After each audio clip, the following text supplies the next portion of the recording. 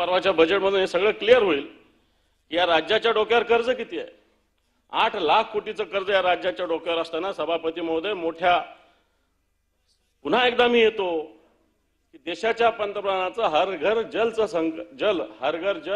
नलचा संकल्प आहे, परंतु माझ्याकडं जलजीवन मिशनच्या जिल्हा परिषद आणि जीवन प्राधिकरण याच्या योजना किती आणि आत्ताच्या घडीला मंजुरी किती आणि त्याला निधी किती हा सभापती महोदय विषय आहे। तुम्ही जे आवश्यक आहे त्या विभागाला निधी देत नाही। जर या राज्यामध्ये जिल्हा परिषदेच्या मार्फत जवळपास 50,570 योजना आणि जीवन प्राधिकरणाच्या माध्यमातून 945 योजना प्रस्तावित असताना आतापर्यंत फक्त 16,000 योजनेला मान्यता मिळते, त्याला कोणत्याही प्रकारे आर्थिक प्रोव्हिजन होत नाही। मागणी मोठी असताना फक्त 29,000 कोटी रुपयाची त्याच्यासाठी व्यवस्था होती। सभापती महोदय जलजीवन मिशन ही महत्वाची योजना आहे, ही महत्वाची योजना आहे। अशा योजना वारंवार येत नसतात, केंद्र सरकार अशा जास्त प्रमाणात निधी देत नसतो, परंतु राज्याच्या सगळ्या जिल्हानिहाय योजनेचा आढावा माझ्याकडे आहे।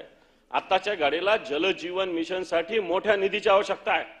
लोक त्या जिल्हा परिषदेला जाऊन जीवन प्राधिकरणाला जाऊन भांडतात, लोक जातात कुठे जिल्हा परिषदला जातात, शिवोला भांडतात, लोक जातात कुठे जीवन प्राधिकरणाकडे जातात, परंतु खरी मेघ अर्थ विभागामध्ये दडलेली सभापती महोदय, जिल्हा परिषद ग्राम विकास किंवा जीवन प्राधिकरण इथं दडलेली नाहीये, खरी मेघ अर्थ विभागात दडलेली आहे।